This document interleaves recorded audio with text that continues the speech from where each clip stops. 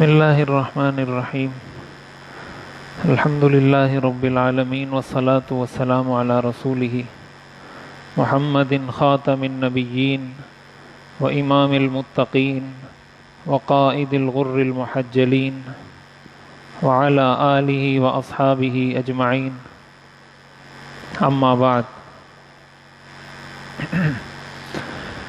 کل کے درس میں ہم نے جو چیزیں ذکر کی تھیں حضور علیہ الصلاۃ والسلام کے جو آپ کا جو خاندانی پس منظر ہے، حضور علیہ الصلاۃ والسلام کے جو اجداد تھے کہ ان کا کیا کردار تھا عرب کے معاشرے میں، لوگ ان کو کس نظر سے دیکھتے تھے، وہ بیت اللہ کی خدمت کرتے تھے اور سارا کہ بیت اللہ کی خدمت انہوں نے کس طرح تقسیم کی ہوئی تھی۔ آج اسی کو تھوڑا سا آگے ہم بڑھاتے ہیں۔ حضور علیہ الصلاۃ والسلام کی پیدائش سے پہلے اللہ تعالیٰ نے کچھ ایسی چیزیں ظاہر فرمائیں جن سے جو ایک طرح سے علامت تھیں اس بات کی کہ اب اس آخری پیغمبر نے آنا ہے۔ دو طرح کی اصطلاحات استعمال ہوتی ہیں، ایک اصطلاح ہوتی جس کو معجزہ کہا جاتا ہے، ایک اصطلاح ہے جس کو عربی میں ارہاس بولتے ہیں، صاد کے ساتھ ارہاس۔ معجزہ اس کام کو کہا جاتا ہے کہ جو انسان اسباب کے درجے میں نہ کر سکتا ہو اور کسی پیغمبر کے ہاتھ پر ظاہر ہو، کسی پیغمبر کے ہاتھ سے جس ایسے کام کا ظہور ہو جو ایک عام آدمی سبب کے درجے میں نہیں کر سکتا، اس کو معجزہ کہا جاتا ہے۔ اور نبوت ملنے سے پہلے اگر اس طرح کی کچھ چیزیں ظاہر ہو اس کو ارہاس کہا جاتا ہے، تاریخ کی اصطلاح میں اس کو ارہاس کہتے ہیں۔ تو ارہاسات یعنی حضور علیہ الصلاۃ والسلام کی نبوت کی علامات، تو کچھ علامات تو ہم نے کل ذکر کی کہ آپ کے آباء و اجداد کی ساری صفات بھی کہ یہ خاندان کوئی خاص خاندان ہے۔ اسی طرح حضور علیہ الصلاۃ والسلام کی پیدائش جس سال میں ہوئی ہے اس سال کو عام الفیل کہا جاتا ہے۔ عام الفیل کا مطلب ہاتھیوں والا سال، ہاتھی والا سال۔ مشہور واقعہ ہے جو قرآن کریم کی جو سورت ہے، سورۃ الفیل، الم تر کیف فعل ربک باصحاب الفیل، اس سورت میں اس پورے واقعے کا ایک خلاصہ ذکر کیا گیا ہے۔ حضور علیہ الصلاۃ والسلام کی پیدائش اسی سال ہوئی ہے جس سال یہ واقعہ پیش آیا ہے۔ بعض روایات میں آتا ہے کہ اس واقعے کے 1 مہینے بعد، بعض میں آتا ہے کہ 50 دن بعد، بعض میں آتا ہے 55 دن بعد۔ تو زیادہ صحیح اور مشہور روایات کے مطابق 50 یا 55 دن کے بعد، اس واقعے کے پیش آنے کے 50 یا 55 دن کے بعد حضور علیہ الصلاۃ والسلام کی ولادت ہوئی ہے۔ یہ جو واقعہ پیش آیا کہ اللہ تعالیٰ نے ابابیل کے ذریعے، پرندوں کے غول کے ذریعے ابرہہ کو اور اس کے لشکر کو ہاتھیوں سمیت تباہ کیا، واقعہ مشہور ہے، آپ نے سنا ہوگا، میں اس کا صرف خلاصہ ذکر کرتا ہوں۔ یہ ابرہہ یہ یمن میں ہوتا تھا، وہاں کا بادشاہ تھا اور عیسائی تھا۔ یہ اس چیز کو جب دیکھتا تھا کہ لوگ ساری دنیا سے آتے ہیں اور بیت اللہ کے گرد طواف کرتے ہیں، اس نے لوگوں سے پوچھا کہ یہ جو لوگ طواف کرنے کے لیے آتے ہیں یہ گھر کس چیز کا بنا ہوا ہے؟ تو لوگوں نے بتایا کہ یہ پتھر سے بنا ہوا ہے۔ یہ کہ میں اس کے مقابلے میں ایک ایسا گھر بناؤں گا، میں اس کے مقابلے میں ایک ایسا گھر یا ایسی عمارت تعمیر کروں گا کہ لوگ اس کی جب اس گھر کو دیکھیں گے کہ اتنی عظیم الشان اور اتنا بہترین اس کو تعمیر کیا گیا ہے، تو لوگ وہاں جانے کے بجائے پھر میرے عبادت گاہ میں آ کر عبادت کیا کریں گے۔ یعنی بیت اللہ کے مقابلے میں اس نے ایک گھر تعمیر کرنے کی اس نے ارادہ کیا اور اس نے تعمیر بھی کر دیا۔ عرب کو جب پتہ چلا، یہ بات میں نے عرض کی تھی کہ عرب چونکہ بیت اللہ کی خدمت کیا کرتے تھے، ان کو خدام بیت اللہ کہا جاتا تھا، بیت اللہ کے خادم۔ تو یہ بات وہ کسی بھی طرح برداشت نہیں کر سکتے تھے کہ بیت اللہ کے مقابلے میں کوئی اور گھر بنے۔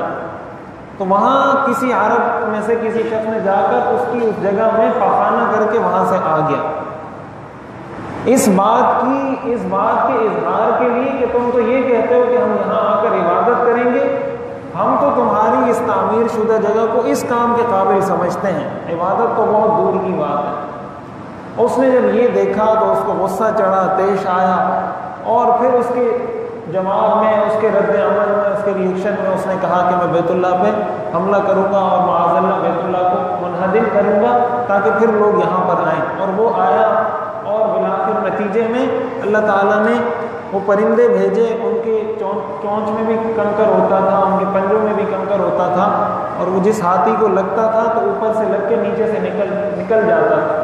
قرآن کریم میں آتا ہے فَجَعَلَهُمْ كَعَصْفٍ مَأْكُولٍ، ان کو کھایا ہوا بھوسا بنا دیا، اس طرح کھایا ہوا بھوسا ہوتا ہے۔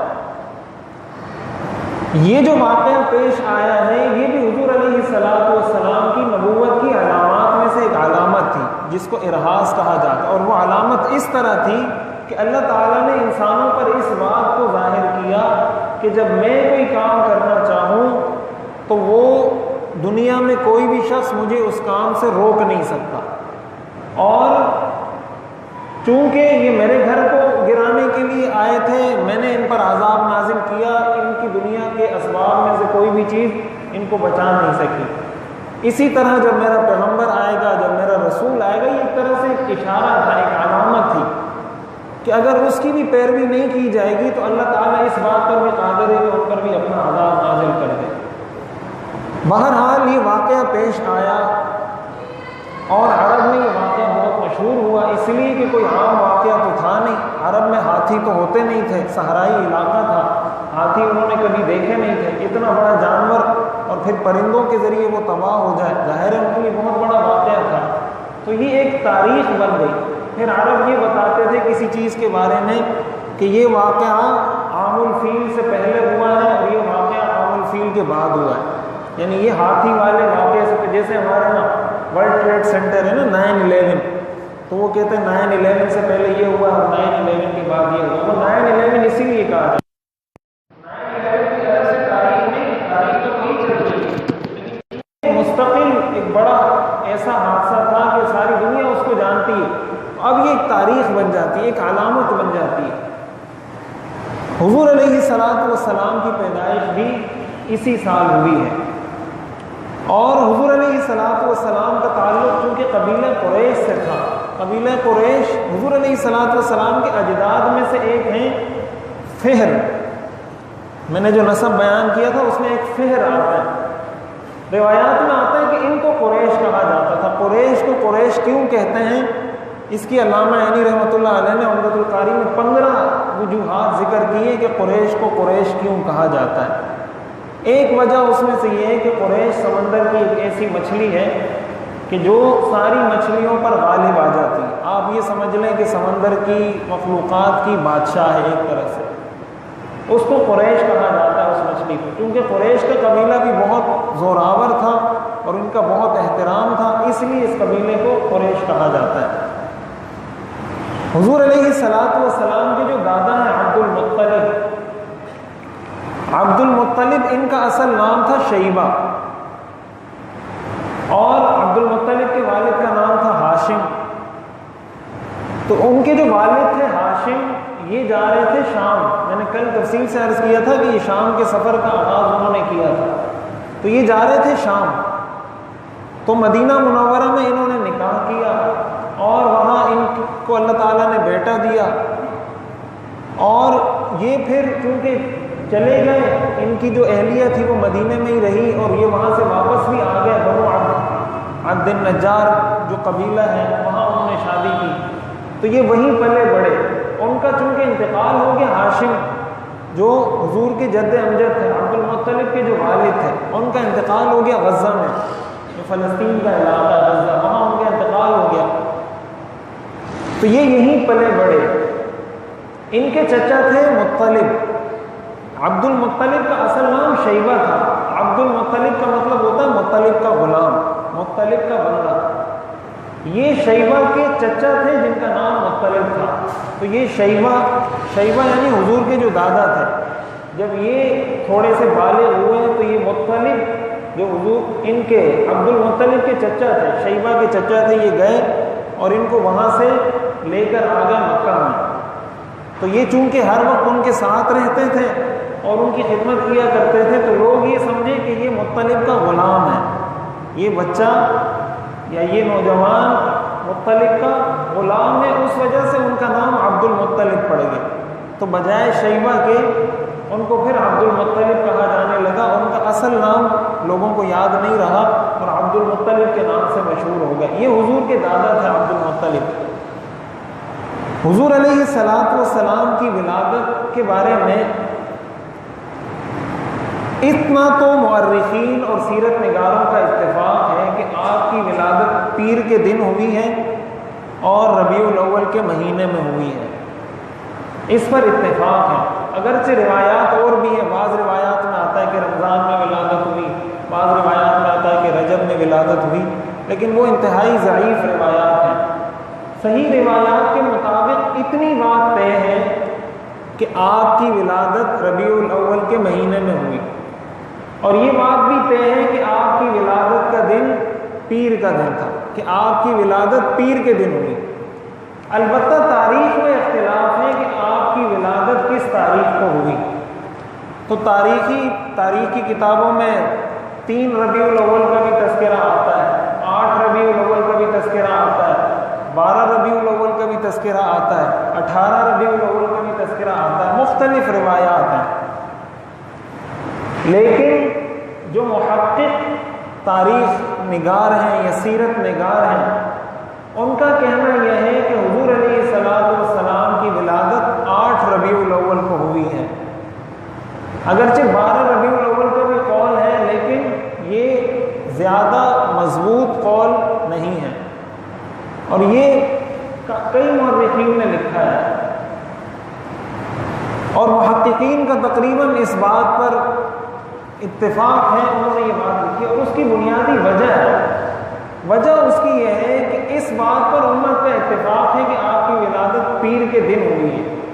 صحیح مسلم کی روایت ہے، حدیث شریف میں آتا ہے کہ حضور علیہ الصلوۃ والسلام سے ایک دیہاتی شخص نے پوچھا، یا رسول اللہ ما تقول فی صوم یوم الاثنین، کہ آپ پیر کے دن کے روزے کے بارے میں کیا فرماتے ہیں؟ آپ نے فرمایا ذاک یوم ولدت فیہ، یہ وہ دن ہے جس میں میری پیدائش ہوئی ہے۔ یہ صحیح مسلم کی روایت ہے۔ اب اس سے یہ بات معلوم ہوتی ہے صحیح مسلم کی اس روایت سے کہ آپ کی ولادت پیر کے دن ہوئی ہے۔ آپ اگر ابھی جائیں گوگل میں، ظاہر ہے یہ سارے کنورٹ آپ کر سکتے ہیں آسانی سے، کسی بھی ہجری تاریخ کو عیسوی تاریخ میں، میلادی تاریخ میں کنورٹ کرنا کوئی مشکل نہیں ہے۔ آپ ابھی جا کر وہاں لکھیں 12 ربیع الاول اور 571، حضور علیہ الصلوۃ والسلام کی ولادت 571 عیسوی کو ہوئی ہے، اس کو 571 میلادی کہا جاتا ہے، یعنی حضرت عیسیٰ علیہ السلام کی پیدائش کے 571 سال بعد حضور علیہ الصلوۃ والسلام کی پیدائش ہوئی ہے۔ آپ ابھی جا کے گوگل میں لکھیں 12 ربیع الاول اور 571، تو آپ کے سامنے آ جائے گا کہ 12 ربیع الاول کو پیر کا دن بنتا ہی نہیں ہے، 12 ربیع الاول کو پیر کا دن بنتا ہی نہیں ہے۔ اور یہ کوئی ایسی چیز نہیں ہے کہ جو ہوائی چیز ہو، کوئی بھی شخص جا کے کسی بھی سافٹ ویئر کے ذریعے سے، کسی بھی کنورٹر کے ذریعے سے تاریخ کو کنورٹ کر کے چیک کر سکتا ہے کہ آیا پیر کا دن بنتا ہے 12 ربیع الاول کو یا نہیں بنتا، تو نہیں بنتا۔ اس لیے محقق مورخین کا کہنا یہ ہے کہ آپ کی ولادت 12 ربیع الاول کو نہیں ہوئی، 8 کو ہوئی ہے یا 9 کو ہوئی ہے یا 10 کو ہوئی ہے یا 18 ربیع الاول کو ہوئی ہے، بہرحال اس میں اختلاف ہے۔ اب دوسری بات سمجھنے کی یہ ہے کہ حضور علیہ الصلوۃ والسلام کی جب ولادت ہوئی تو اس حوالے سے چند باتیں جو ہمارے معاشرے، حضور علیہ الصلوۃ والسلام کے والد کے بارے میں نے تذکرہ کیا تھا کل، کہ ان کو خواب میں عبد المطلب نے دیکھا کہ وہ ذبح کر رہے تھے، اور پھر انہوں نے اس کے بدلے میں 100 اونٹ دیت دی، تو اس کے بعد بچ گئے وہ. تو ان کی عمر تقریباً 18-19 سال تھی، حضرت عبداللہ جو حضور کے والد تھے. تو اس کے بعد ان کے جو والد تھے عبد المطلب، انہوں نے اپنے بیٹے کا نکاح کروایا حضرت آمنہ سے، آمنہ بنت وہب، ان سے اپنے بیٹے کا نکاح کروایا حضرت عبداللہ کا. اور ان کی عمر اس وقت بعض روایات میں 18 سال آتی ہے، بعض میں 19 سال عمر آتی ہے. اور حضرت عبداللہ یہ چونکہ آپ عبد المطلب کے بیٹوں میں سب سے چھوٹے تھے، اس لیے ان کو اپنے اس بیٹے سے محبت بھی زیادہ تھی، اور ان کے بیٹوں میں سب سے خوبصورت بھی یہ تھے. اور میں نے عرض کیا کہ انہوں نے اسی لیے 100 اونٹ ان کے بدلے میں ذبح کیے تھے کہ ان کو محبت تھی. تو حضرت عبداللہ سے بہت ساری عورتیں نکاح کرنا چاہتی تھیں، اور نکاح کرنے کی وجہ یہ تھی کہ کئی لوگ، کئی خواتین اس بات کو کہتی تھی کہ ہمیں ان کی پیشانی میں نبوت کا نور نظر آتا ہے، یعنی اس شخص سے ہمیں ایسا محسوس ہوتا ہے کہ ان کی نسل میں نبوت آئے گی. تو ہر خاتون یہ چاہتی تھی کہ وہ سعادت مجھے ملے. اور یہ بھی تاریخ کی روایات میں آتا ہے کہ کئی خواتین نے اپنے آپ کو پیش کیا کہ آپ مجھ سے نکاح کریں، دوسری نکاح مجھ سے کریں، لیکن حضرت عبداللہ نے اس سے انکار کیا، اور عبد المطلب نے آپ کا نکاح حضرت آمنہ سے کروایا، تو وہاں ان کا نکاح ہو گیا. تو ایک مرتبہ یہ جا رہے تھے قافلے میں شام تجارت کے لیے، تو مدینہ منورہ میں یہ بیمار ہو گئے حضرت عبداللہ، اور حضرت آمنہ اس وقت حاملہ تھی. حضرت عبداللہ بیمار ہو گئے، آپ قافلے سے پیچھے رہ گئے، قافلہ چلا گیا، وہ پیچھے رہ گئے، اور 1 مہینے تک بیمار رہے، اور اس کے بعد ان کا انتقال ہو گیا. 25 سال کی عمر میں حضور علیہ السلام کے والد حضرت عبداللہ کا انتقال ہوا. ان کی عمر اس وقت 25 سال تھی. اور وہیں پر ابوا نامی جو مقام ہے، دار النابغہ جس کو کہا جاتا ہے، وہیں پر ان کی تدفین کی گئی، مدینہ کے اندر ہی. اور بعد میں پھر جب عبد المطلب کو پتہ چلا بہت عرصے بعد کہ ان کے بیٹے کا انتقال ہو گیا، تو ان کو بہت بعد میں پتہ چلا. حضرت آمنہ اس وقت حاملہ تھی. حضور علیہ السلام کی ولادت سے پہلے ہی آپ کے والد کا انتقال ہو گیا تھا. آپ پیدائشی یتیم تھے، آپ پیدا ہی یتیم ہوئے تھے. اب یہاں ایک بات یہ بھی سمجھنے کی ہے کہ اللہ تعالیٰ نے آپ کو یتیم کیوں بنایا، یتیم کیوں پیدا فرمایا. قرآن کریم میں آتا ہے الم یجد کا یتیمن فآوا، کہ اللہ نے آپ کو یتیم پایا تو پھر آپ کو پناہ دی. بہت ساری وجوہات، حکمتیں، جو حقیقی وجہ ہوگی، حکمت ہوگی، وہ تو اللہ تعالیٰ ہی بہتر جانتے ہیں، جو لکھی ہے علماء نے. ان میں سے ایک بنیادی وجہ یہ ہے کہ حضور علیہ السلام چونکہ ایک رہبر، ایک قائد اور ایک لیڈر بن کر آپ نے ابھرنا تھا دنیا کے اندر، ایک قائد اور لیڈر کی حیثیت سے آپ نے آنا تھا. تو اللہ تعالیٰ یہ چاہتے تھے کہ ان کو ان سارے کٹھن اور مشکل مراحل سے گزارا جائے جو کسی انسان پر آ سکتے ہیں.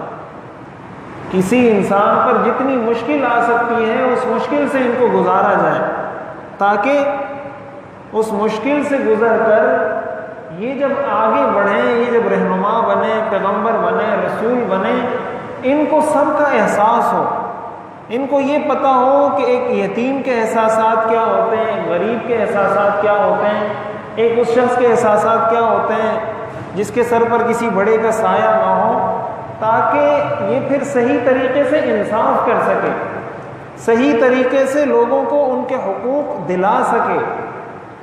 اس لیے کہ جو شخص پیدا ہی کسی ایسے گھرانے میں ہوا ہے جس کو کہا جاتا ہے کہ سونے کی چمچ منہ میں لے کے پیدا ہوا ہے اگر کوئی شخص، اس کو کیا پتہ کہ غریب کے احساسات کیا ہوتے ہیں، اس کو کیا پتہ کسی یتیم کے احساسات کیا ہوتے ہیں. اللہ تعالیٰ نے شروع سے ہی آپ کو ان مراحل سے گزارا ہے جو ایک مشکل ترین مراحل ہوتے ہیں، اور اس کے بعد اللہ تعالیٰ نے آپ کو پیغمبر بنا کر یہ بھی بتایا کہ کامیابی کا تعلق اس بات سے نہیں ہے کہ آپ یتیم ہیں یا یتیم نہیں ہیں، آپ غریب ہیں یا مالدار ہیں، اس کا تعلق اس بات سے نہیں ہے، بلکہ اللہ تعالیٰ جس کا انتخاب کرنا چاہیں جس کا انتخاب کرنا چاہے اللہ تعالیٰ انتخاب کر لیتے ہیں، چاہے وہ یتیم ہو چاہے یتیم نہ ہو۔ اور یہی وجہ ہے کہ علماء نے لکھا ہے کہ آپ اگر تاریخ اٹھا کر دیکھیں، جتنے آپ کو بڑی شخصیات ملیں گی ان میں سے اکثر وہ ہیں جو بچپن میں یتیم ہو گئے تھے، جن کے سر سے والد کا سایہ اٹھ گیا تھا۔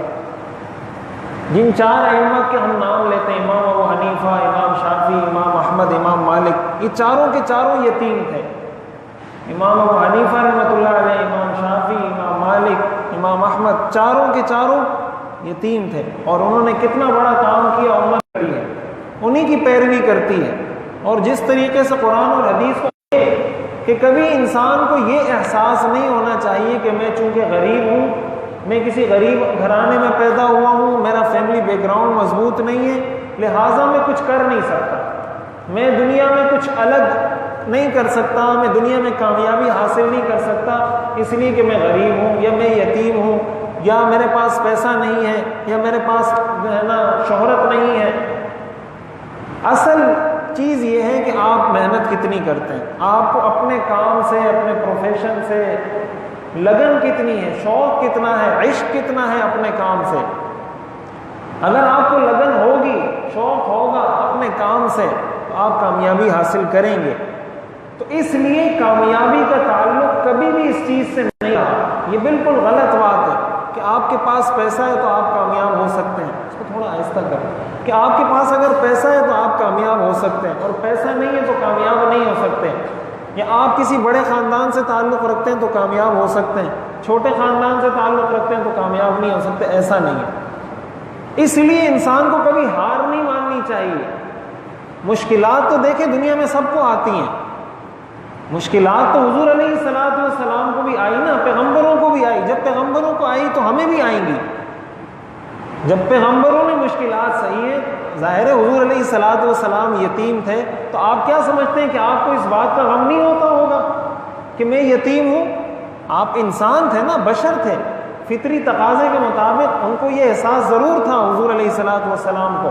اور آپ نے کئی مواقع پر اس کا اظہار بھی فرمایا کہ جب جب آپ کو تکلیف پہنچتی تھی، حضور علیہ الصلوۃ والسلام بہت پریشان ہوتے تھے۔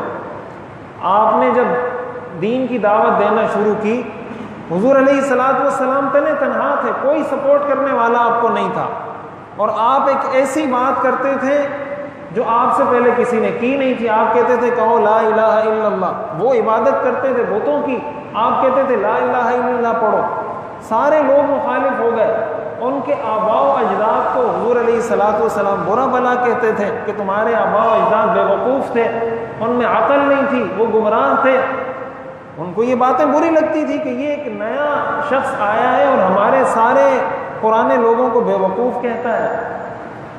حضور علیہ الصلوۃ والسلام کی سپورٹ کرنے والا کوئی بھی نہیں تھا۔ آپ کے چچا تھے ابو طالب، عبد المطلب کی وفات کے بعد جو آپ کی سپورٹ کرتے تھے، حضرت علی کے جو والد تھے، اور انہوں نے قریش کو بتا دیا تھا، کیونکہ وہ قریش کے بڑے تھے، کہ تم کچھ بھی کرو میرے بھتیجے کو کسی نے ہاتھ بھی نہیں لگانا، اگر کسی نے اس کو ہاتھ لگایا تو پھر اس کے ساتھ میں جنگ کروں گا، اس کے ساتھ میں لڑوں گا، میں اس کو نہیں چھوڑوں گا۔ تو قریش والے آتے تھے ابو طالب کے پاس، ان کو کہتے تھے کہ یا تو آپ ان کو سمجھائیں یا آپ بیچ میں سے ہٹ جائیں، یا تو ہمیں اور ان کو چھوڑ دیں، ہم ان سے نمٹتے ہیں، اور یا پھر آپ ان کو سمجھائیں کہ ہمارے آباء و اجداد کو برا بلا نہ کہیں، یہ نہ کہیں کہ تمہارے آباء و اجداد گمراہ تھے، یا ہمارے جو معبود ہیں ان کو برا بلا نہ کہیں کہ یہ تو بت ہیں، یہ تو کچھ نہیں کر سکتے۔ ابو طالب ان کو اکثر ٹال دیا کرتے تھے، وہ آتے تھے، وہ کسی بھی طرح ٹال کر ان کو بھیج دیتے تھے۔ ایک دفعہ وہ آئے، انہوں نے بہت سختی کی کہ بس اب ہم فائنل فیصلہ کر کے آئے کہ یا تو آپ ہٹیں بیچ میں سے یا ان کو سمجھا دیں، ورنہ ہم پھر لڑیں گے، یا تو آپ کو ختم کریں گے یا ہم ختم ہو جائیں گے، اب اور کوئی آپشن نہیں ہے۔ تو ابو طالب گئے۔ میں یہ سمجھانا یہ چاہ رہا ہوں کہ جب آپ کے پاس کسی کی سپورٹ نہیں ہوتی اور آپ پر مشکل آتی ہے، رکاوٹ آتی ہے، تو وقتی پریشانی سب کو ہوتی ہے۔ حضور علیہ الصلوۃ والسلام کے پاس ابو طالب گئے اور حضور کو بتایا کہ یہ قریش کے لوگ میرے پاس آئے تھے، میں نہ ان سے جنگ کرنا چاہتا ہوں اور نہ آپ کو ان کے حوالے کرنا چاہتا ہوں. میرے لیے دونوں باتیں قابل قبول نہیں ہیں. میں نہ یہ چاہتا ہوں کہ میں ان سے جنگ کروں، ہمارا اپنا قبیلہ ہے، اپنا خاندان ہے، خود آپس میں لڑیں گے، اور نہ میں یہ چاہتا ہوں کہ آپ کو نقصان پہنچے. اس لیے آپ اپنے اس چیز سے دستبردار ہو جائیں. آپ نے جو یہ دعویٰ کیا ہے کہ لا الہ الا اللہ محمد الرسول اللہ، یہ دعویٰ آپ چھوڑ دیں. حضور علیہ الصلوۃ والسلام سیرت کی کتابوں میں آتا ہے کہ آپ کو اس وقت یہ گمان ہونے لگا کہ شاید ابھی میرے چچا ابو طالب بھی پیچھے ہٹ جائیں گے. یعنی اب تک تو میری سپورٹ کرنے والا ایک شخص تھا، اب ان کی باتوں سے ایسا لگتا ہے کہ شاید یہ بھی پیچھے ہٹنے والے ہیں. حضور علیہ الصلوۃ والسلام نے جب یہ سنا، اب دیکھیں یہ مشکل مرحلہ ہے کہ انسان کے لیے مشکل ترین مرحلہ ہوتا ہے یہ کہ آپ ایک تو پیدائشی آپ یتیم تھے، پھر آپ نے ایک دعویٰ، ایک ایسا کام شروع کیا تھا جو آپ سے پہلے کسی نے شروع نہیں کیا تھا، پھر آپ کی سپورٹ کرنے والا بھی کوئی نہیں تھا. جو ایک سپورٹر تھا اس نے بھی آ کر ہتھیار ڈال دیے. حضور علیہ الصلوۃ والسلام نے فرمایا واللہ، اللہ کی قسم، یا عمی، اے میرے چچا، لو وضع الشمس فی یمینی والقمر فی یساری علی ان اترک هذا الامر ما فعلت. اللہ کی قسم، اگر یہ میرے دائیں ہاتھ میں سورج لا کے رکھ دیں اور میرے بائیں ہاتھ میں چاند لا کر رکھ دیں اور مجھے یہ کہیں کہ تم یہ دعویٰ چھوڑ دو، اللہ کی قسم میں کبھی بھی اس دعوے سے دستبردار نہیں ہوں گا. حتی یظہرہ اللہ او اہلک دونہ، کہ یا تو اللہ مجھے غالب کرے گا یا پھر میں ختم، یعنی میری جان چلی جائے گی، ان دونوں میں سے ایک کام ہوگا، لیکن میں کبھی بھی اپنے اس دعوے سے دستبردار نہیں ہوں گا. حدیث شریف میں آتا ہے کہ اس کے بعد حضور علیہ السلام رونے لگے، آپ کے آنسو جاری ہو گئے اور آپ شدت غم کی وجہ سے پیٹ پھیر کر جانے لگے. ابو طالب کو یہ بات کی کہ میں کبھی بھی اپنے دعوے سے دستبردار نہیں ہوں گا، آپ دستبردار ہونا چاہتے ہیں تو ہو جائیں. یہ کہہ کر آپ رونے لگے، اور جس طرح آدمی روتا ہے تو منہ پھیر لیتا ہے، آپ منہ پھیر کر جانے لگے. اس پر ابو طالب نے فرمایا اقبل یا ابن اخی، انہوں نے کہا اے بھتیجے واپس آؤ، پلٹ کر واپس آؤ. حضور علیہ الصلوۃ والسلام واپس آئے، پوچھا کیا کہنا چاہتے ہیں؟ انہوں نے فرمایا قل ما احببت واللہ لا اسلمک. انہوں نے کہا جو چاہتے ہو کرو، اللہ کی قسم میں کبھی بھی تمہیں دشمنوں کے حوالے نہیں کروں گا، یعنی میں ابھی بھی تمہاری سپورٹ میں کھڑا ہوں. عرض کرنے کا مقصد یہ ہے کہ مشکلات ہر انسان پر آتی ہیں. اب یہ کم مشکل ہے، یہ کتنی بڑی مشکل ہے، لیکن حضور علیہ الصلوۃ والسلام کا عزم دیکھیں. لو وضع الشمس فی یمینی والقمر فی یساری، کہ دائیں ہاتھ میں سورج رکھ دیں، بائیں میں چاند رکھ دیں، میں اپنے کام سے پیچھے نہیں ہٹوں گا. اس لیے اگر آپ کو پتہ ہے کہ آپ کا کام ٹھیک ہے، آپ کا رستہ ٹھیک ہے، آپ کا کام ٹھیک ہے، آپ کا طریقہ کار ٹھیک ہے، آپ کی نیت ٹھیک ہے، پھر دنیا کی مخالفت کی وجہ سے، لوگوں کی اس ڈر کی وجہ سے کہ وہ کیا بولے گا، وہ کیا بولے گا، وہ ناراض ہو جائے گا، وہ ناراض ہو جائے گا، ان چیزوں سے بے پرواہ ہو کر اپنے رستے پر چلنا ہوگا. آپ جب اس طریقے سے رستے پہ چلیں گے تو کامیابی حاصل کریں گے. تو عرض کرنے کا مقصد یہ ہے کہ کبھی بھی ان چیزوں سے انسان کو مایوس نہیں ہونا چاہیے کہ میں اس لیے کچھ نہیں کر سکتا کہ میرے پاس پیسہ نہیں، یا میں یتیم ہوں، یا میں غریب ہوں، یا وغیرہ وغیرہ. اصل چیز آپ کا عزم ہے. اذا عزمت فتوکل علی اللہ، کہ جب آپ نے عزم کر لیا پھر آپ توکل کر کے اس کام کو شروع کر دیں، پھر اللہ تعالیٰ انسان کی مدد کرتے ہیں. تو اس طریقے سے حضور علیہ الصلوۃ والسلام کے والد حضرت عبداللہ اور حضرت آمنہ کا نکاح ہوا، اور پھر جب حضرت حضور علیہ الصلوۃ والسلام کی ولادت ہوئی، حضرت آمنہ فرماتی ہیں کہ مجھے شام کے محلات دکھائی دیے. جس وقت حضور علیہ الصلوۃ والسلام کی پیدائش ہوئی، مجھے شام کے محلات دکھائی دیے. حضور علیہ الصلوۃ والسلام کی پیدائش ہوئی تھی ختنہ شدہ، آپ کو ختنہ کرنے کی ضرورت نہیں تھی. آپ نے فرمایا میرا سطر کسی نے نہیں دیکھا، مجھے اللہ تعالیٰ نے اسی طرح مختوم پیدا کیا ہے کہ میرا ختنہ پہلے سے ہو چکا تھا. اسی طرح مسرورن، جو ناف کاٹتے ہیں، آپ نے فرمایا میری ناف پہلے سے کٹی ہوئی تھی، میری ناف کسی نے کاٹی نہیں ہے. یہ حضور علیہ الصلوۃ والسلام کی خصوصیت تھی. اور یہ بھی روایات میں آتا ہے کہ حضرت آمنہ فرماتی ہیں کہ جب ان کی ولادت ہوئی تو حضور علیہ الصلوۃ والسلام سجدے کی حالت میں اور انگلی آسمان کی طرف اٹھا کر، یہ آپ کی حالت تھی جس وقت آپ کی پیدائش ہوئی، یعنی اسی وقت سے اس بات کا اظہار۔ اور بھی بہت ساری چیزیں آتی ہیں روایات میں کہ اسی دن جس دن آگ کی ولادت ہوئی، فارس میں، ایران میں جو مجوسی لوگ تھے جو آگ کی پوجا کرتے تھے، 1000 سال سے وہ آگ جل رہی تھی، وہ کبھی بجھنے نہیں دیتے تھے، اس لیے کہ آگ کو وہ خدا سمجھتے ہیں۔ اس دن وہ آگ سارے عبادت خانوں میں بجھ گئی، اور کسرا کے محلات میں زلزلہ آیا۔ اس کا جو بادشاہ تھا نوشیروان، اس نے پوچھا لوگوں سے کہ کیا ہوا ہے، پھر اس کو بتایا گیا، کاہنوں نے، مختلف لوگوں نے بتایا کہ اس طریقے سے ایک پیغمبر کی ولادت ہوئی ہے۔ اسی طرح حضرت عائشہ رضی اللہ تعالیٰ عنہ فرماتی ہیں کہ ایک یہودی رہتا تھا مکہ مکرمہ میں، جس رات حضور علیہ السلام کی پیدائش ہوئی ہے، اس رات اس نے کہا یا معشر قریش هل ولد فیکم اللیلۃ مولود، کیا آج کی رات تم میں کسی بچے کی ولادت ہوئی ہے؟ تو قریش نے کہا کہ ہمارے تو علم میں نہیں کہ کوئی بچہ پیدا ہوا ہے یا نہیں ہوا۔ تو انہوں نے کہا آپ ذرا تحقیق کرو، پتہ کرو۔ جب رات کو واپس آئے، پتہ کیا تو لوگوں نے بتایا کہ عبد المطلب کہ ہاں ولادت ہوئی ہے، یعنی ان کے بیٹے عبداللہ کے ہاں ایک بیٹے کی ولادت ہوئی ہے۔ انہوں نے جا کر بتایا اس یہودی کو کہ ایک بچہ پیدا ہوا ہے قریش میں عبد المطلب کے گھر میں۔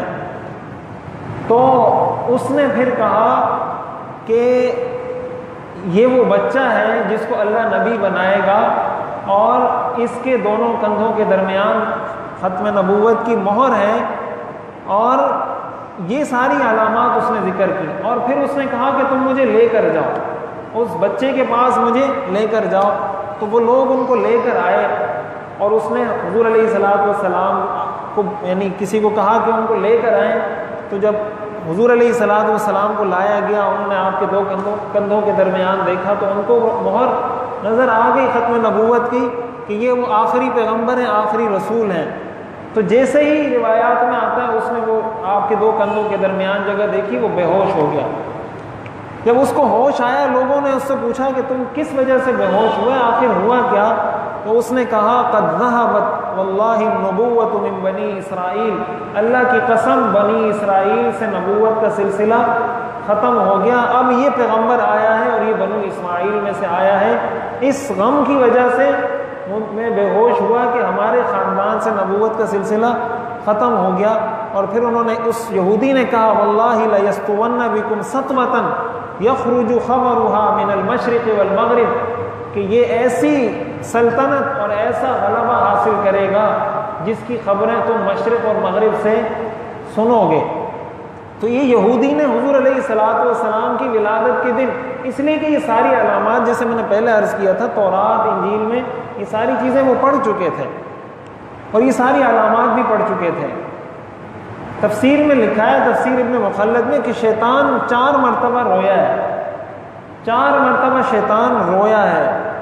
ایک اس وقت رویا جب اس پر اللہ نے لعنت کی، ایک اس وقت رویا جب اس کو اللہ نے جنت سے نکال کر زمین پر بھیج دیا، ایک اس وقت رویا جس دن حضور علیہ السلام کی ولادت ہوئی ہے، اور ایک اس دن رویا جس دن حضور علیہ السلام پر سورہ فاتحہ نازل ہوئی ہے۔ تو ظاہر ہے یہ شیطان کے لیے انتہائی مشکل ترین دن تھا جس دن حضور علیہ السلام کی ولادت ہوئی، کہ انہوں نے اللہ کی توحید کو پوری دنیا میں عام کرنا تھا۔ اب یہاں ایک بات سمجھنے کی یہ ہے حضور علیہ السلام کی ولادت کے حوالے سے، جیسے میں نے پہلے عرض کیا، یہ تو تاریخی پس منظر تھا۔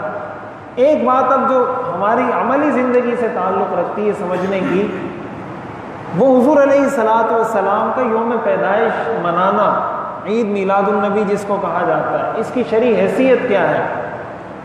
اب دیکھیں، یہ بات میں نے عرض کی کہ 12 ربیع الاول کو حضور علیہ السلام کی ولادت ثابت نہیں ہے۔ محقق علماء کا کہنا یہی ہے، اگرچہ اس میں تاریخی روایات 12 کی بھی موجود ہیں، تو اور اگر اس بات کو تسلیم کر لیا جائے، اگر یہ تسلیم کر لیا جائے کہ آپ کی ولادت 12 ربیع الاول کو ہوئی ہے، تو اب دیکھیں، سب سے پہلی بات یہ ہے کہ صحابہ کرام نے اس بات پر اختلاف ہونا، یعنی آج تک اس بات میں امت کا اختلاف ہے کہ آپ کی ولادت کس دن ہوئی، اس سے یہ معلوم ہوتا ہے کہ صحابہ کرام نے حضور کی ولادت کی تاریخ کو محفوظ نہیں کیا۔ حضور علیہ الصلوۃ والسلام سے صحابہ کو کتنی محبت تھی کہ آپ کا لعاب مبارک زمین پر گرنے نہیں دیتے تھے، آپ کا لعاب مبارک ہاتھوں میں لے کر اپنے جسم پر مل لیا کرتے تھے، اتنی محبت تھی، اور کیسے جانثار صحابہ تھے حضور کے۔ لیکن صحابہ نے حضور کی ولادت کی تاریخ کو محفوظ نہیں کیا۔ اس سے یہ معلوم ہوتا ہے کہ ان کی نظر میں یہ تاریخ کو محفوظ کرنا کوئی شرعی لحاظ سے الگ سے اہمیت نہیں رکھتا تھا، وگرنہ جہاں وہ حضور کے اتنے جانثار تھے تو یہ کیسے ممکن تھا کہ وہ حضور کی تاریخ پیدائش کو یاد نہ رکھتے۔ اور اگر صحابہ نے حضور کی تاریخ پیدائش کو یاد کیا ہوتا، محفوظ کیا ہوتا، تو آج امت میں اختلاف نہ ہوتا۔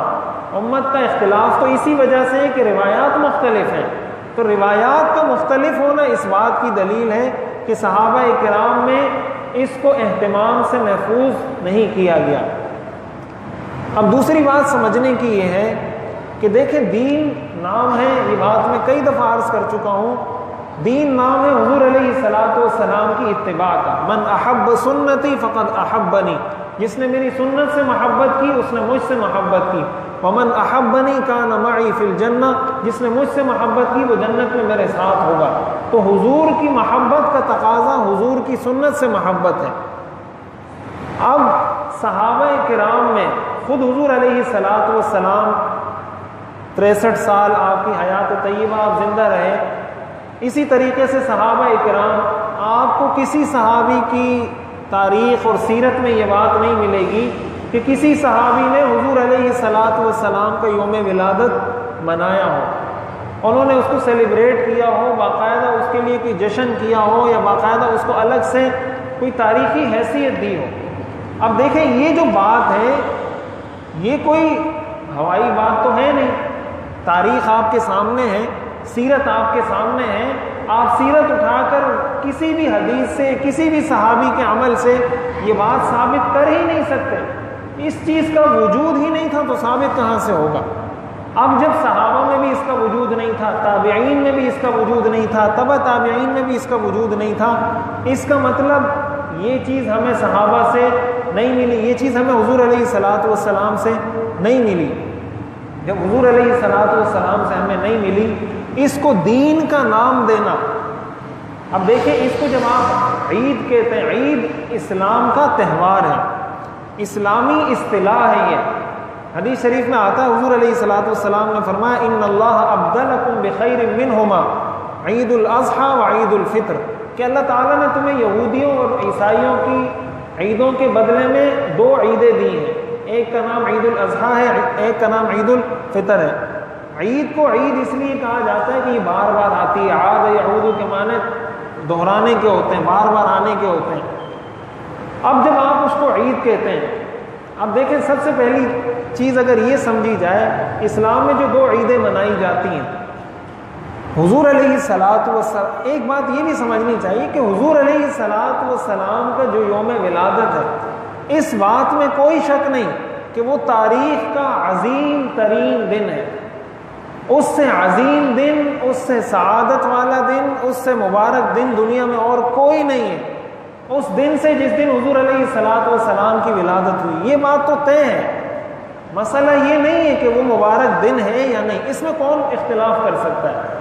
مسئلہ یہ ہے کہ آیا اس دن کو بحیثیت عید کے منانا اسلام میں اس کی کیا حیثیت ہے، اور اس کو عبادت سمجھنا، اس کو ثواب سمجھنا۔ اب بدعت کی تعریف ہی ہے، بدعت کس چیز کو کہا جاتا ہے؟ بدعت اسی چیز کو کہا جاتا ہے کہ ایک ایسے کام کو جو دین کا حصہ نہیں ہے، آپ دین بنا کر اس کو ثواب بتا کر کہ اگر آپ کرو گے تو آپ کو ثواب ملے گا، نہیں کرو گے تو آپ کو گناہ ملے گا، جو کرے گا وہ عاشق رسول ہے اور جو نہیں کرے گا وہ عاشق رسول نہیں ہے۔ وہ لکھا ہوتا ہے کہ سوائے ابلیس کے جہاں میں سارے خوشیاں منا رہے ہیں، ٹھیک ہے، وہ ہمیں ابلیس کہتے ہیں، یہ سارے ابلیس ہیں۔ تو اب دیکھیں یہ بولنے میں یہ کتنا آسان ہے کہ آپ کسی کو ابلیس بول دیں، لیکن آپ کو پتہ ہے کہ یہ کتنا کتنا گہرا جملہ ہے کہ کسی کو ابلیس بولنا، جب صحابہ سے ثابت نہیں، حضور سے ثابت نہیں، تابعین سے ثابت نہیں، تبع تابعین سے ثابت نہیں، آخر کس طریقے سے ہم اس کو دین کہہ سکتے ہیں؟ کس طریقے سے اس کو ہم ثواب کا کام کہہ سکتے ہیں کہ اس طریقے سے اس دن کو منانا یہ ثواب کا کام ہے، اور جو نہیں منائے گا اس کو ثواب نہیں ملے گا، جو منائے گا اس کو ثواب ملے گا؟ آخر بدعت اور کہاں کس چیز کو جاتا ہے؟ اسی چیز کو تو بدعت کہتے ہیں۔ آپ نماز میں 4 رکعت کے بجائے 6 رکعت پڑھ لیں، اب 6 رکعت پڑھنا کوئی گناہ تو نہیں ہے، 2 رکعت آپ اضافی پڑھ لیں۔ آپ روزہ رکھتے ہیں اور آپ یہ کہیں کہ میں غروب آفتاب پر روزہ نہیں توڑوں گا بلکہ عشاء کی اذان پر توڑوں گا، اس لیے کہ ایک آدمی جو ہے نا 10 گھنٹے بھوکا رہتا ہے، میں 11 گھنٹے بھوکا رہوں گا، تو آپ کیا سمجھتے ہیں اس کو ثواب ملے گا یا گناہ ملے گا؟ گناہ ملے گا اس کو، اس کی نیت بھی اچھی ہے، اس کا کام بھی اچھا ہے، اس کا عمل بھی اچھا ہے، لیکن یہ اس طریقے سے روزہ رکھنا ثابت نہیں ہے، حضور سے ثابت نہیں، صحابہ سے ثابت نہیں۔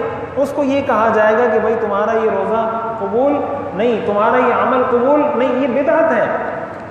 کسی بھی کام کو اگر آپ دین کا حصہ سمجھ کر کرتے ہیں اور وہ دین نہیں ہے، اسی کو بدعت کہا جاتا ہے۔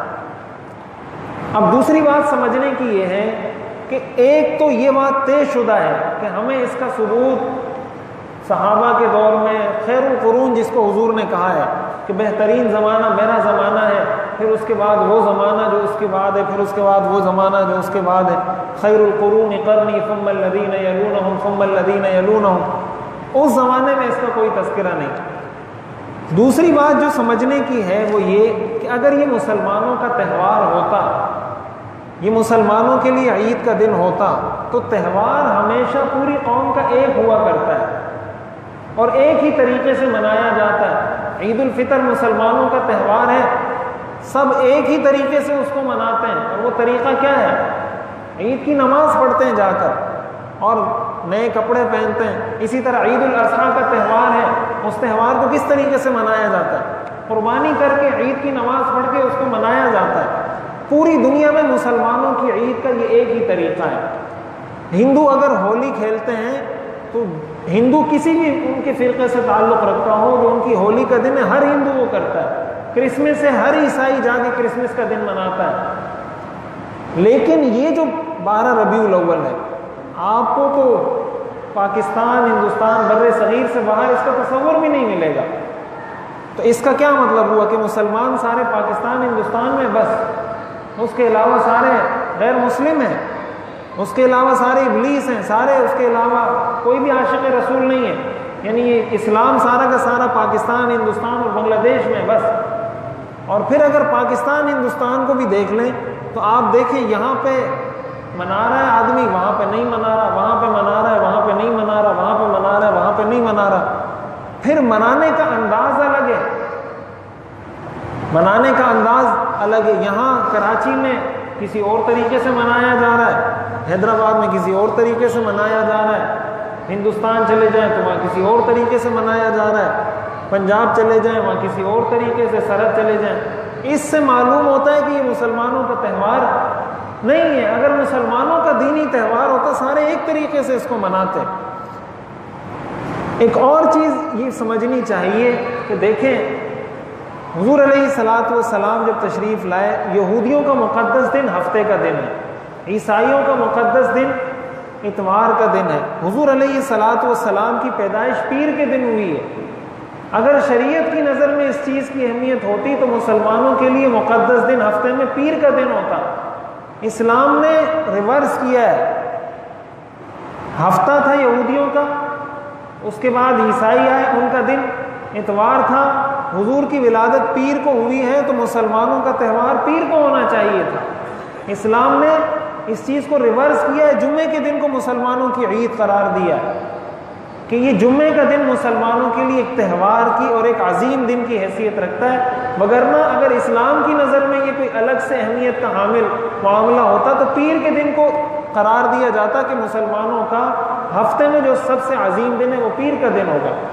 لیکن اس کی ہمیں کوئی تاریخ میں مثال اور اسلام میں اس کی ہمیں کوئی وجہ نہیں ملتی۔ ایک اور چیز جو سمجھنے کی ہے، دیکھیں مسلمانوں کا اپنا کیلنڈر ہے، ہجری کیلنڈر جس کو کہا جاتا ہے، جیسے اب 1439 ہجری چل رہا ہے۔ اب صحابہ کرام میں جب مشورہ ہوا کہ ہم نے اس کیلنڈر کو شروع کرنا ہے، عیسائیوں کا اپنا کیلنڈر ہے، جس طرح یہ ہم 2018 2017 19 یہ وہ کیلنڈر ہے عیسائیوں کا جو میلادی حضرت عیسیٰ علیہ السلام کی ولادت سے چل رہا ہے۔ تو حضرت عمر رضی اللہ تعالیٰ عنہ نے فرمایا کہ مسلمانوں کا اپنا کیلنڈر ہونا چاہیے، ہماری اپنی تاریخ ہے، مسلمانوں کو یہ کہنا چاہیے کہ ہماری تاریخ کے لحاظ سے یہ 1 تاریخ ہے، یہ 2 تاریخ ہے، یہ 3 تاریخ ہے۔ اب دیکھیں اس کیلنڈر کا آغاز حضور کی یوم ولادت سے بھی ہو سکتا تھا کہ مسلمانوں کے اس کیلنڈر کا آغاز صحابہ کس دن سے کرتے؟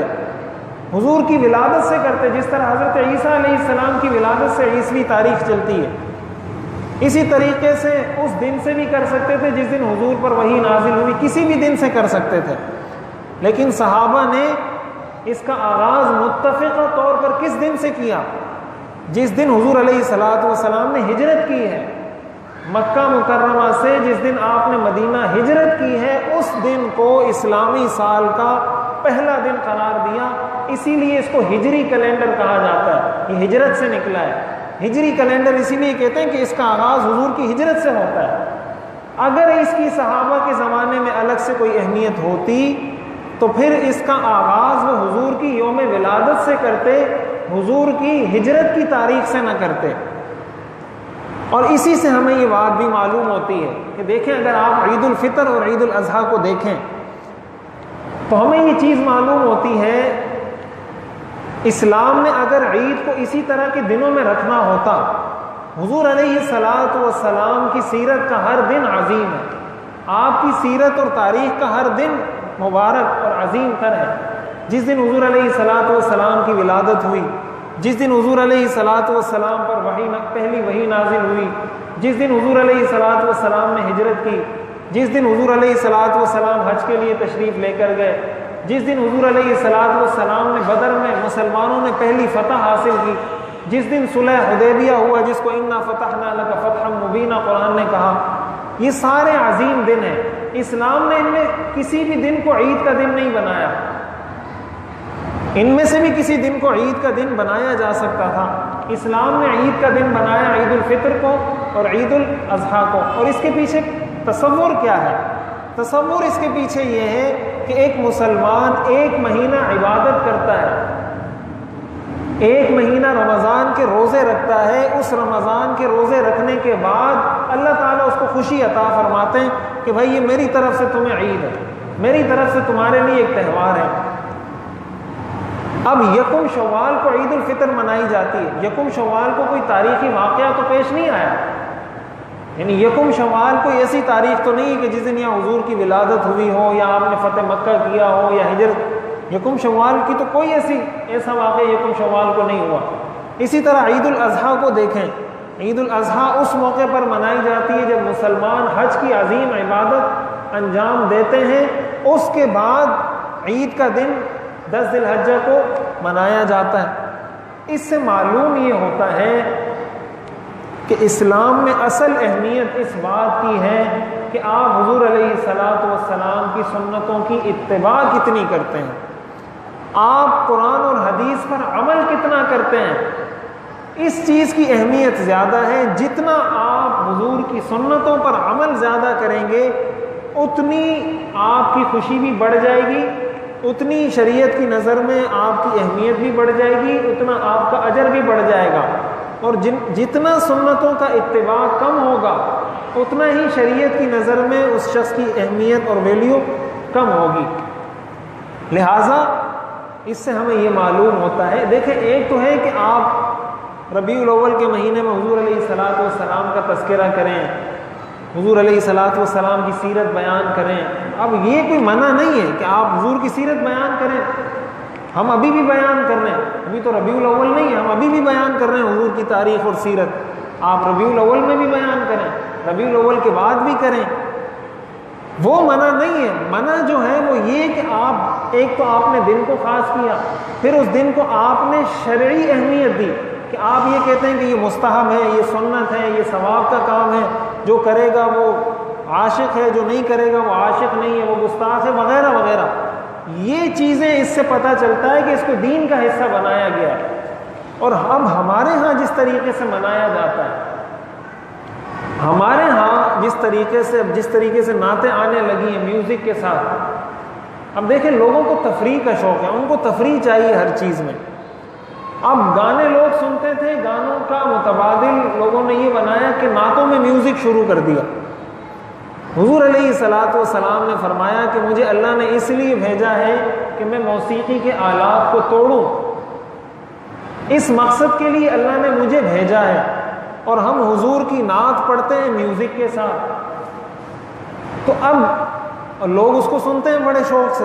قوالی دیکھ لیں، اب قوالی کے اندر ایک تو الفاظ بڑے شرکیہ ہوتے ہیں، اکثر شرکیہ الفاظ ہوتے ہیں، اور پھر اس کے اندر بھی ڈول باجے میوزک. لوگ اس کو صبح صبح دکانوں میں لگا کے سن رہے ہوتے ہیں. بسوں والے جب بس چلاتے ہیں تو پہلے قوالی لگاتے ہیں جیسے یہ کوئی ثواب کا کام ہو. اب اس طریقے سے اگر آپ منائیں گے کہ جس چیز کو ختم کرنے کے لیے حضور تشریف لائے تھے ان کی یوم ولادت پر وہی کام آپ کر رہے ہیں. کیک کاٹے جا رہے ہیں حضور علیہ الصلوۃ والسلام کی یوم ولادت پر. اب حضور کی یوم ولادت پر کیک کاٹنا، یہ تو اگر آپ کو کوئی انگریز کہے کہ ہم جب سالگرہ مناتے ہیں تو تم کہتے ہو یہ غلط کرتے ہو، خود اپنے پیغمبر کا تم کیک کاٹتے ہو، کیا جواب دیں گے آپ؟ یہ کیک کاٹنا تو ہندوؤں کی رسم ہے، یہ تو کافروں کی رسم ہے. ہم تو یہ کہتے ہیں کہ اپنے عام بچے کے لیے بھی کیک نہیں کاٹو، اس لیے کہ اس میں بھی کافروں کے ساتھ مشابہت ہے. یہ سالگرہ منانا بھی ٹھیک نہیں. اور آپ اسی مشابہت والا عمل کر رہے ہیں کس کے لیے؟ حضور علیہ الصلوۃ والسلام کے لیے، جنہوں نے ہر چیز میں ان کی مشابہت سے منع کیا ہے.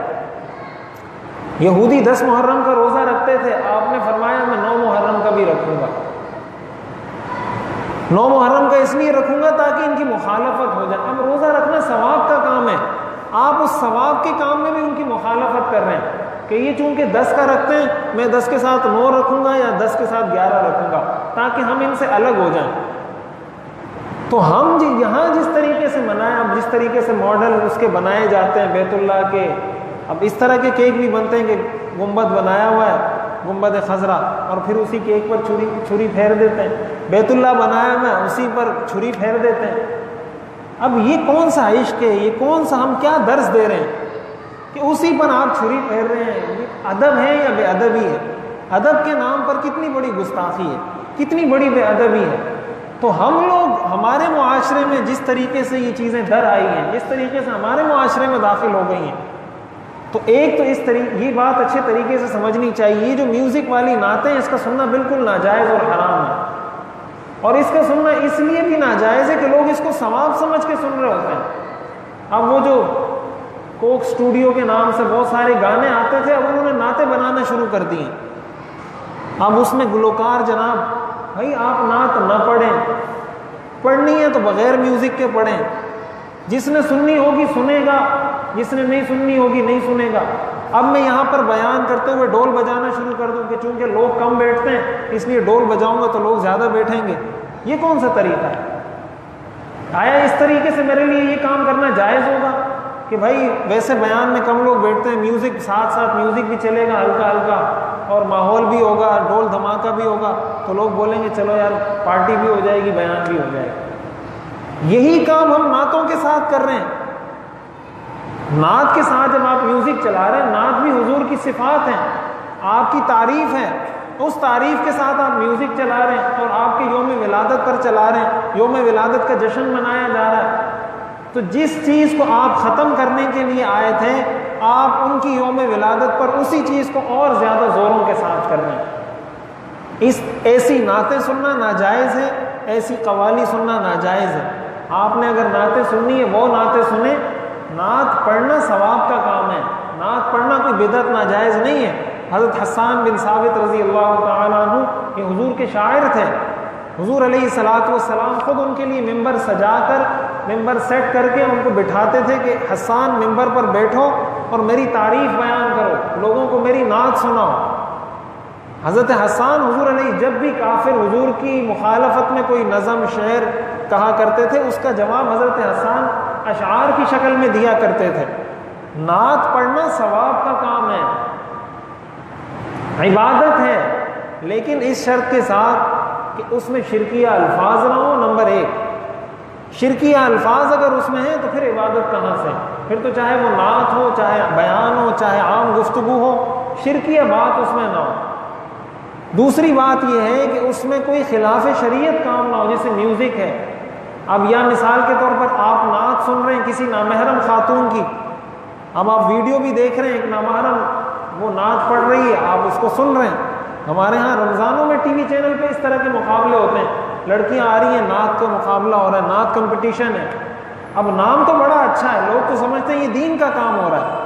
اب جب آپ ٹی وی پر عورتوں کو لا کے نامحرم عورتیں لوگوں کو دکھا رہے ہو، تو اب دیکھیں فرق یہ ہے، ایک تو ایک عورت ہے نا جو آ کے ٹی وی پہ خبریں پڑھتی ہے یا ٹی وی پہ آ کے گانے گاتی ہے، تو وہ گانے کوئی بھی ثواب کی نیت سے نہیں سنتا۔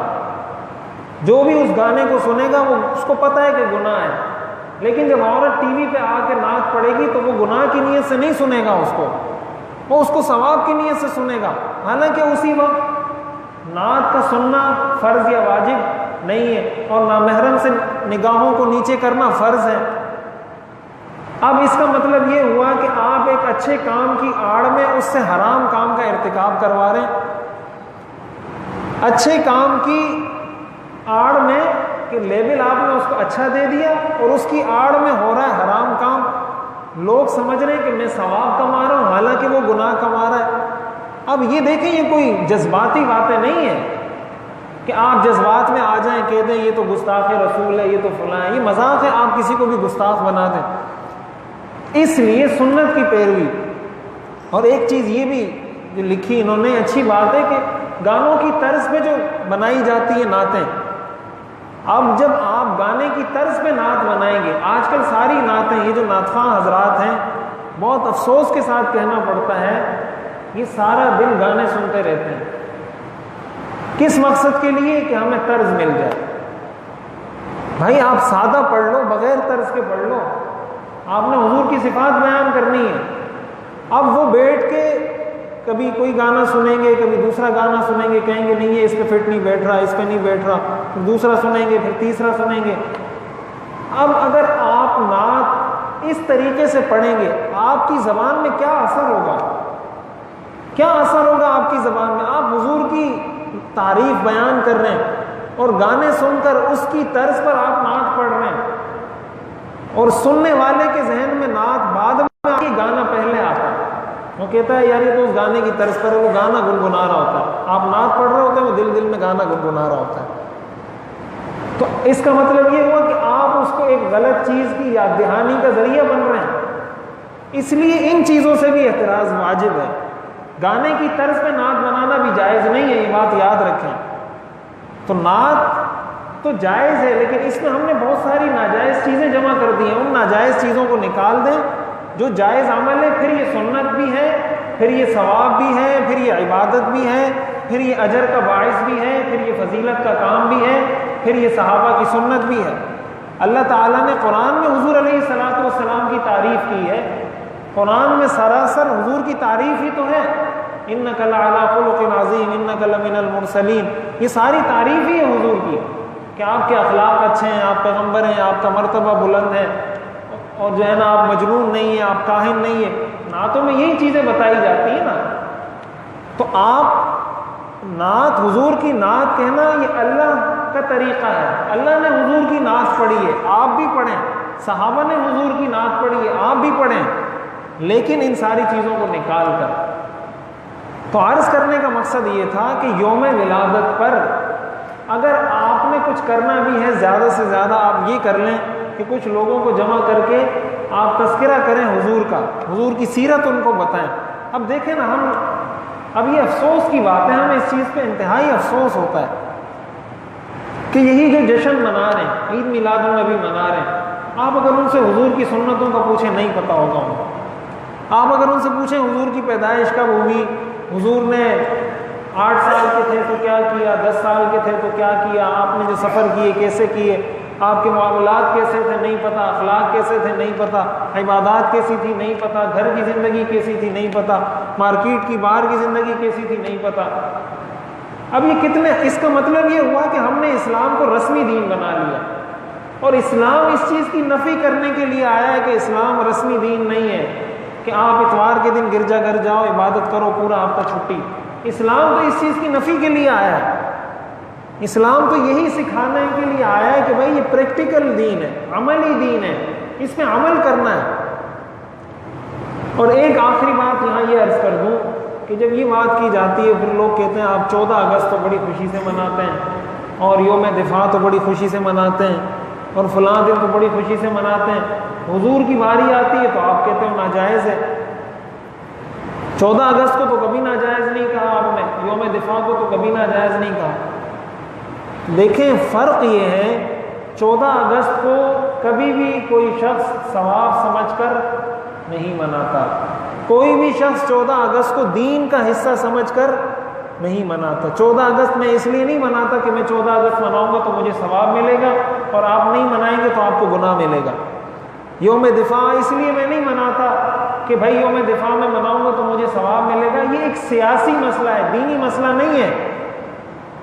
حضور علیہ الصلوۃ والسلام کا یوم ولادت منانا سیاسی مسئلہ نہیں ہے، یہ دینی مسئلہ ہے، یہ حضور کی شخصیت ہے۔ تو یہ جو باقی دن منائے جاتے ہیں، فلاں دن، یہ دن، وہ دن، اس حد تک تو دیکھیں یہ بات اگر ہے کہ حکومت اس دن چھٹی دے، اچھی بات ہے، چھٹی دے، لوگوں کو پتہ چلے کہ حضور کا یوم ولادت ہے، اس حد تک بھی بات سمجھ میں آتی ہے، اور دینی چاہیے۔ اس لیے دینی چاہیے کہ ہر فضول سے فضول کام پر بھی جو ہے نا چھٹیاں انہوں نے رکھی ہوئی، اس کی چھٹی، فلاں کی چھٹی، فلاں کی چھٹی، تو حضور علیہ الصلوۃ والسلام کے یوم ولادت پر تو ضرور ہونی چاہیے چھٹی ہو۔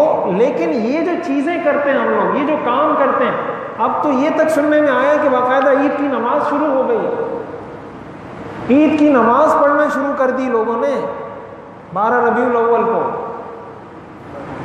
یہ اصل علماء کا یہ کام ہے، ینفون عنہ تحریف الغالین۔ دیکھیں زمانے کی رو کے ساتھ چلنا تو بڑا آسان ہوتا ہے نا، لیکن یہ کہنا یہ صحیح ہے، یہ غلط ہے، یہ صحیح ہے، یہ غلط ہے، یہ اصل دین ہے۔ ٹھیک ہے، ہم لوگ اس لیے لوگوں کو اچھے نہیں لگتے کہ ہم یہ کہتے ہیں یہ غلط ہے، یہ غلط ہے، یہ غلط ہے، یہ صحیح ہے، یہ صحیح ہے، یہ صحیح ہے۔ وہ کہتے ہیں یہ بولو یہ سارا صحیح ہے۔ اگر ہم یہ بول دیں کہ یہ سارا صحیح ہے تو پھر ہم بیٹھے کس لیے ہیں؟ وہ تو آپ کو بھی پتہ ہے کہ یہ سارا صحیح ہے، ہم یہاں ممبر پہ کس لیے بیٹھے ہیں؟ ہم یہ جو قرآن اور حدیث پڑھتے ہیں پڑھاتے ہیں سارا دن، ہم کس لیے پڑھتے پڑھاتے ہیں؟ یہ بات تو آپ کو بھی پتہ ہے نا کہ سب صحیح ہے۔ میں بھی اگر آ کے یہی کہوں کہ سب صحیح ہے تو پھر میرے اور آپ میں تو کوئی فرق نہیں، میرا تو کام ہی یہ ہے۔ حدیث شریف میں آیا ہے ینفون یحمل هذا العلم من كل خلف عدوله ینفون عنه تحریف الغالین وانتحال المبطلین وتاویل الجاہلین، کہ اس علم کو، دین کے علم کو ہر نسل سے اس کے اچھے لوگ حاصل کریں گے۔ ان کا کام کیا ہوگا؟ 3 کام ہوں گے، یہ حدیث ہے، صحیح حدیث ہے۔ ینفون عنہ تحریف الغالین، جو غلو کرنے والے لوگ دین میں تحریف کریں گے، ان علماء کا کام ہوگا کہ دین سے ان چیزوں کو نکالیں۔ غلو کا مطلب ہوتا ہے مبالغہ کرنا کسی چیز میں۔ اب حضور علیہ الصلوۃ والسلام کی محبت میں یہ غلو ہے کہ آپ حضور کی محبت کے نام پہ ایسے کام کر رہے ہیں جن سے حضور نے منع کیا ہے۔ علماء کا کام یہ ہے کہ لوگوں کو بتائیں کہ یہ دین کا حصہ نہیں ہے۔ وانتحال المبطلین، دوسرا کام علماء کا حدیث میں یہ بتایا کہ جو باطل پرست لوگ ہیں، جو اسلام کی طرف غلط باتیں منسوب کریں، علماء کا کام یہ ہے کہ لوگوں کو بتائیں کہ یہ اسلام ہے، یہ اسلام نہیں ہے، یہ اسلام ہے، یہ اسلام، یہ علماء کا کام حضور نے بتایا۔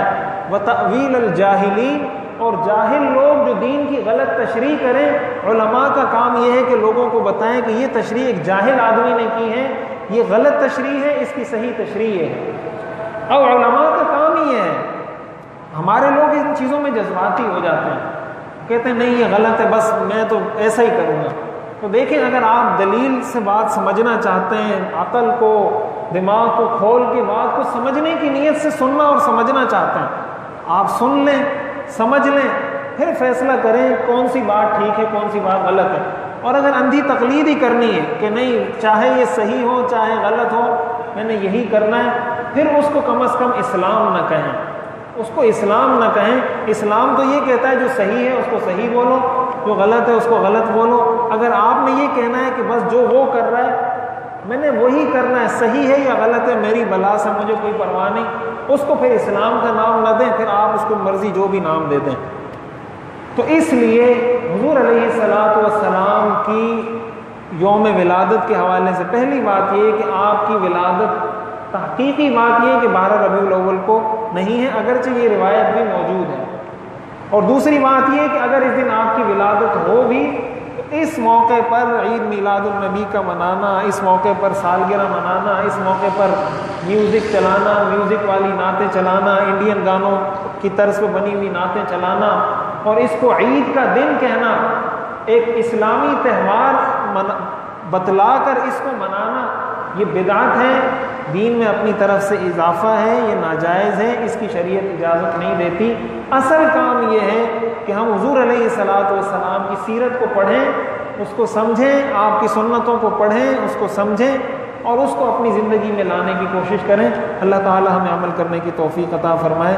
آخر دعوانا ان الحمدللہ رب العالمین، الحمدللہ رب العالمین والصلاة والسلام علی رسولہ محمد وآلہ واصحابہ اجمعین۔ ربنا آتنا فی الدنیا حسنہ وفی الآخرۃ حسنہ وقنا عذاب النار۔